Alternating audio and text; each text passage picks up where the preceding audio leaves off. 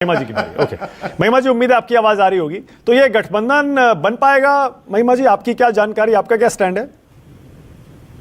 जय हिंद मानस जी। सबसे पहले तो आज तकनीकी समस्या के कारण बहुत देर से बात रखने के प्रयास करते हुए भी नहीं बात रख पाई हूँ, लेकिन इस बीच में ये जो इतना लंबा चौड़ा बखान भाजपा के प्रवक्ता के सौजन्य से सुनने को मिला, ऐसा लगा जैसे अपनी आत्मकथा बयान कर रहे हों, क्योंकि गठबंधन धर्म का अपमान तो भाजपा का चरित्र है, भाजपा की संस्कृति है। चाहे हरियाणा में जननायक जनता पार्टी को देख लीजिए, इंडियन नेशनल लोकदल को देख लीजिए, पंजाब के अंदर शिरोमणि अकाली दल को देख लीजिए। जो इनकी बौखलाहट है ना, जो बीच में बोल रहे हैं कि बौखलाहट इनकी आतुरता बयान कर रही है। इस देश के अंदर और हरियाणा प्रदेश के अंदर जनप्रतिनिधियों की तस्करी की जो महामारी भाजपा ने फैलाई है ना मानस जी, वो आज सब पार्टियों के लिए मारक है कहीं ना कहीं। लेकिन बावजूद उसके जो पूरा का पूरा इंडिया गठबंधन संविधान के संरक्षण के लिए साथ आया, भाजपा की गलत नीतियों के खिलाफ साथ आया, वो आज भी वैचारिक रूप से साथ में है। लेकिन इस देश के अंदर संघीय ढांचा है, वही संघीय ढांचा जिसके ऊपर बार बार भाजपा प्रहार करने का काम करती रही है, वही संविधान जिस पर आघात करने की चेतावनी भाजपा के तमाम सांसदों ने और प्रत्याशियों ने दी थी, और उनके टिकट भी कटे फिर उस वजह से, क्योंकि इनके मंसूबे सामने आ गए। और आज हरियाणा के अंदर जो दिखाई दे रहा है वो उन्हीं मंसूबों का फेलियर है, और जनता उनको आईना दिखाने जा रही है। हम गठबंधन करेंगे या नहीं, हमने तो आपने देखा कि लोकसभा के चुनाव में गठबंधन किया।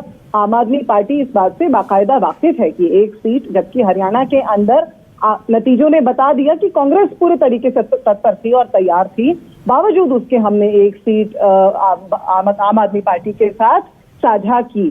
और आज भी हरियाणा के मुद्दों को देखते हुए और हरियाणा के अंदर जो आज माहौल है उसको देखते हुए, आप चाहे किसी विश्लेषक से बात कर लें, किसी विशेषज्ञ से बात कर लें, आज हरियाणा के अंदर कांग्रेस का माहौल है, कांग्रेस की लहर दौड़ रही है। राहुल गांधी की भारत जोड़ो यात्रा से जो लहर चली थी ना, वो आज तूफान और आंधी बनकर भाजपा को अपने अंदर समाहित करने को तत्पर है।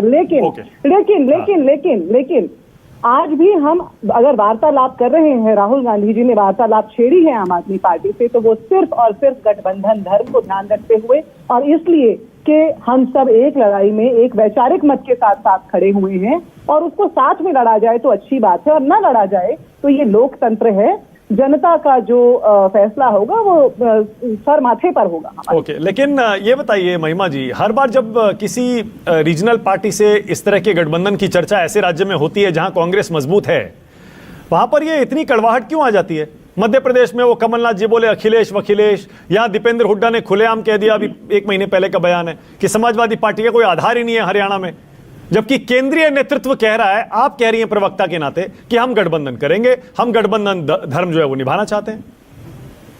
देखिए, आज जो राजनीतिक मानचित्र है ना इस देश का मानस जी, वो प्रतिस्पर्धा की भावना से लबरेज हो गया है। और जैसा मैंने पहले कहा, जनप्रतिनिधियों की तस्करी से जो माहौल भाजपा ने पिछले 10 साल में इस देश में बनाया है, वो कहीं ना कहीं व्यक्तिगत विचारों के लिए भी मारक है। और ये जो विचार आपने अभी अभी बताए, ये इन प्रदेशों के जो नेता हैं उनके व्यक्तिगत विचार हैं, इनका किसी भी तरह से एंडोर्समेंट जो हमारा राष्ट्रीय नेतृत्व है वो नहीं करता है। मतलब आप मानती हैं हरियाणा में समाजवादी पार्टी का आधार है? क्या आप मानती हैं? देखिए, हरियाणा में क्या पूरे देश भर में किसी भी पार्टी को, किसी भी विचारधारा को आकर के अपने विचार का प्रचार प्रसार करने का पूरा अधिकार है, और ये पूरी तरह से लोकतांत्रिक है। जहां हमारा वैचारिक एक मत होगा, जहां सहमति होगी, वहां साथ में लड़ाई लड़ना, मुझे लगता है ये गठबंधन धर्म के। अच्छा, आप अकेले हरा पाएंगी बीजेपी को हरियाणा में? बीजेपी हारी हुई है मानस जी। आप देख नहीं रहे कि नायब सैनी ने कहा था अभी 1 महीना पहले कि डंके की चोट पर करनाल से लड़ूंगा, और आज देख रहे हैं कि वो हाथ जोड़ रहे हैं, हाथ मिलाने की कोशिश कर रहे हैं। तो करण देव का मतलब ये जो सहयोगियों को, अगर अपने सहयोगियों को आप कुछ सीटें देते भी हैं तो वो बस एक गठबंधन का धर्म निभाने के लिए, इंडिया अलायंस बनाए रखने के लिए होगा, वो आपको इनकी जरूरत नहीं है हरियाणा के चुनाव जीतने के लिए।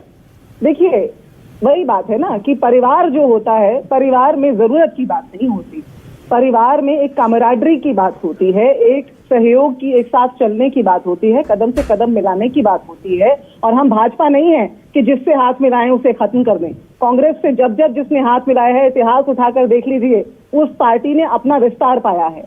कांग्रेस एक महासागर है जिसमें से निकली हुई जो नदियां हैं वो आज पूरे देश के अंदर उनका नहीं, प्रसार लेकिन आपको महिमा मिलता जी, है महिमा और जी, बहुत जगह से नहीं, घर नहीं, वापसी भी होती है। नहीं, बट लेकिन भाजपा महिमा जी एक सेकंड अभी राजेश गुप्ता क्या बोल रहे थे?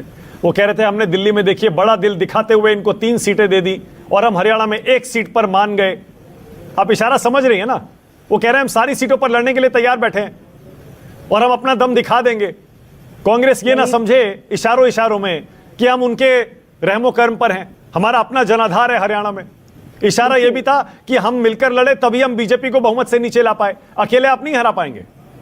मानक जी देखिए, जब लक्ष्य बड़ा होता है तो कुछ त्याग अपरिहार्य होते हैं। ये बात हम सब दलों को समझने की जरूरत है, खासतौर से तब जब लोकसभा का परिणाम हमारे सामने है, जब विधानसभा का पिछली बार का परिणाम, आम आदमी पार्टी ने पिछली बार भी चुनाव लड़ा था, अपने बलबूते पर लड़ा था। आम आदमी पार्टी को ये हमसे बेहतर मालूम है कि उनकी क्या स्थिति है हरियाणा में। और मैं फिर कह रही हूं कि हम गठबंधन धर्म का पालन करेंगे। ठीक है, ओके। और हम उस गठबंधन धर्म को निभाते हुए ये भी याद रखेंगे और अपने गठबंधन दलों को भी याद दिलाएंगे, अपने सहयोगी दलों को, कि हमारी पहली जिम्मेदारी इस देश के प्रति, इस समाज के प्रति। ठीक है, के शर्मा छोटा सा जवाब, उसके बाद स्टूडियो। के शर्मा बोलिए। मानव भाई मेरे को 30 सेकंड अभी दे रहा हूं, 1 सेकंड पहले। सच्चाई तो ये है मानक जी कि अभी तो कांग्रेस के अंदर अपने ही नेताओं के बीच में सबसे बड़ा सर फुटअव्वल है। एक ग्रुप बैठा है हुड्डा जी का, एक ग्रुप बैठा है शैलजा जी का, एक ग्रुप बैठा है रणदीप सुरजेवाला का। तो पहले तो ये आपस में निपटे। इस लड़ाई के कारण ही आज देखिए किसी तरह से 30-31 सीट मात्र घोषित कर पाई।